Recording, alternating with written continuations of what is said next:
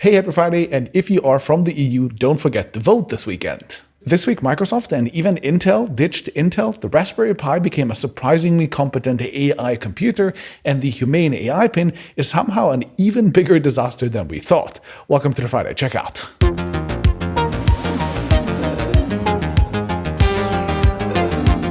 This video was sponsored by Bellroy. We start the brief with Nvidia, who announced a new set of AI products which the market liked so much that they quickly catapulted the company to a $3 trillion valuation. The company was briefly worth more than Apple, and at the time of writing, it is now hovering around the second or third place. Wild! CEO Jensen Huang is definitely feeling like a rock star, and in a sign of Jensanity, a woman asked him to sign her chest at an event, which he then promptly did. Okay. Jensen is clearly enjoying all the hype, but of course, as soon as a tech CEO becomes kind of a household name for the mainstream, government scrutiny isn't too far behind either. Specifically, the DOJ started antitrust probes into Nvidia, along with Microsoft and OpenAI. Details are scarce, but I guess we'll know more soon. And talking of chips, AMD announced its next-gen laptop and desktop models. The Ryzen AI 300 series, or the Strict Point, looks extremely promising all around with its new Zen 5 architecture and a new NPU that can output 50 TOPS, which AMD says will qualify it for AI Copilot Plus laptops, while the desktop Ryzen 9 9950X is, quote, the world's most powerful desktop consumer processor. Nice. Moving on, The Verge found that nearly all of Apple's newest iPads, MacBooks, and iMacs have an unannounced Thread radio on board.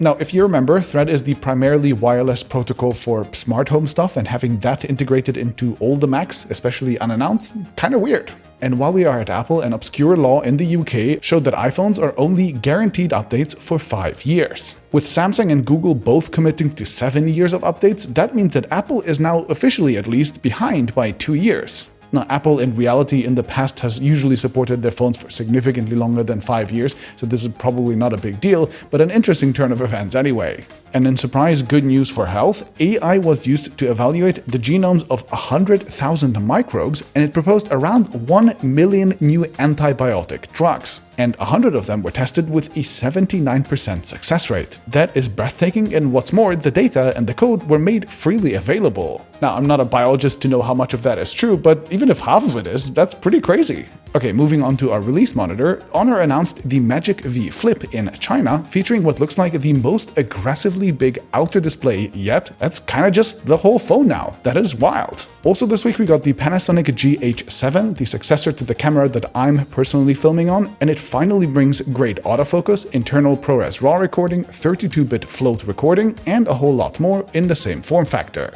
And I'm just telling myself, Martin, you don't need this. You don't need this. It's gonna be fine. And finally, this week we also got 4 new gaming handhelds. The unsurprising ones are the ROG Ally X, which primarily features a much bigger 80 watt-hour battery, plus mild spec bumps. And then there's also the Zotac Zone, which comes with an AMD chip and all the usual specs. Meanwhile, a massive surprise to me was the terribly named 1X Player X1 Mini, which comes with not only detachable controllers, Nintendo Switch style, but also a detachable keyboard, Microsoft Surface style, swappable SSDs, and even Windows Hello facial recognition and a fingerprint reader. What the? That's like an actual whole computer. And the other unexpected one was the MSI Claw 8 AI Plus, which is really more of a teaser as it features Intel's upcoming Lunar Lake chip that in an Intel demo filmed by PC World consumed a crazy 10 watts less than Meteor Lake when rendering the exact same scene. That is potentially really impressive. Okay, and talking of Intel, my first story of the week will be the new chips that Intel has released, which somehow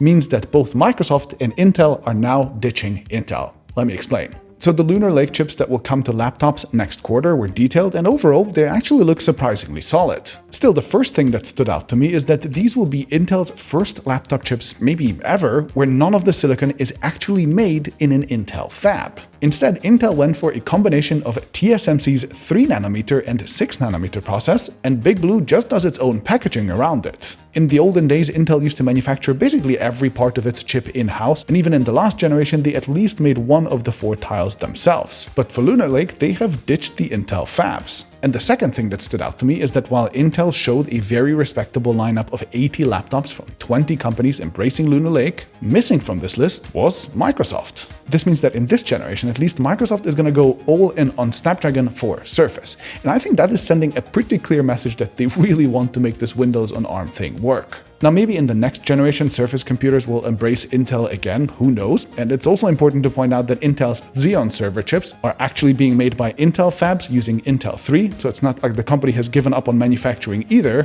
Plus, the next generation of Intel laptop chips will be made in-house again, so everything is far from lost. But yeah, this is a whole generation that Intel and Microsoft decided to skip themselves, and that is a pretty strange world. Now, talking of Lunar Lake, the chips themselves actually look very promising. On the GPU front, we get another massive 50% improvement over last year's already impressive jump. And meanwhile, the NPU is around 4 times more performant at 48 TOPS, which means that this will qualify for all the Copilot Plus features too. And meanwhile, the improvements around the CPU were much less clearly communicated, so I guess the gains here are smaller, but much more interesting to, I think, all of us, is that Intel claims that there will be a massive 40% increase in power efficiency that they say will let them challenge even the new Snapdragon chips. Apparently, RAM being built directly on the package is saving them a lot of power, and so is the fact that they have re-architected the whole chip significantly, plus I guess the manufacturing from TSMC really helps too. Obviously, this is all talk until we get real third-party verified data, but I really feel like Intel having a lot of competition in all the areas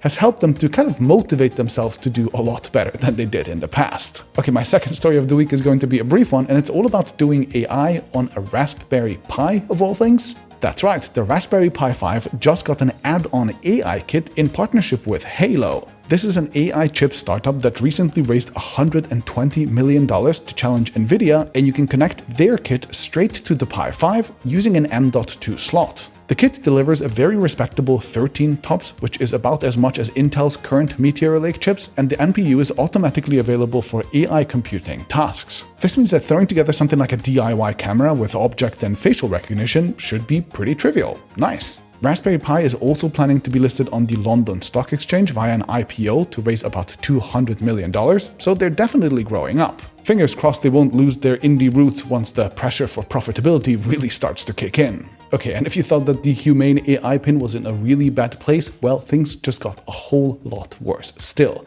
because things can always get worse. First, the company is now warning its owners that its charging case is a fire safety risk, telling them that they should immediately stop using it. There is a report of a charging issue that led to a quote quality issue with a battery cell supplied by a third-party vendor used in your charge case accessory. There's not a recall or a solution yet at the time of writing, but yeah, you should probably basically stop using the device at this point. Cool. And perhaps even worse, a New York Times report said that Humane had only sold 10,000 units versus the 100,000 it was hoping for. So this company, who raised $240 million, only managed to get revenues of $7 million plus whatever they got from subscriptions. Ouch! The report also said that Humane would chill the pin with ice packs before showing it to prospective partners and investors, which I can definitely believe because the unit that I've tried overheated basically all the time. And fun fact, we also learned that the company that they were trying to get acquired by is actually HP, the computer and printer company. HP did acquire Palm and its WebOS in 2010, so I guess the company doesn't mind splashing cash around, but there's no detail of real progress, and I'd be amazed if a really big deal actually happened. Oh boy, what a beautiful disaster.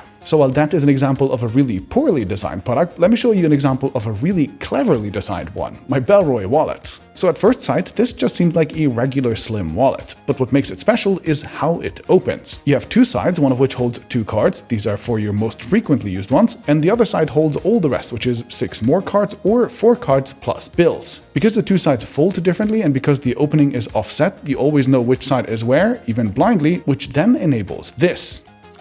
A single motion opens the right compartment, grabs the right card, pulls it out, and the magnetic trapdoor closes. 90% of what I use my wallet for is taking out my primary payment card, and I can do that now blind with a single motion while I'm talking to a cashier, etc. It's such a small thing, but I really like a well-designed product, and every Bellroy product that I've tried so far was full of these incredible, thoughtful design choices. Like if I was an iPhone user, I'd probably consider going for this MagSafe wallet with the same magnetic trapdoor as on my wallet, and all of these just look so gorgeous in various versions, both inside and out. And similarly, my Venture backpack that I told you about a few months ago is also jam-packed with dozens of its own clever little design choices and has held up incredibly well so far. This is clearly a company that is run by people who take product design very seriously, and it's also a certified B Corp, so the materials they use are responsibly sourced too. The nylon and polyester used in backpacks, for example, is made with 100% recycled materials like plastic bottles and industrial nylon cutoffs, while leather goods are made using leather with special dry tanning processes that they claim has helped them save 15 million liters of water. Using my link in the description, you can get a 10% discount on any of their products, so check them out.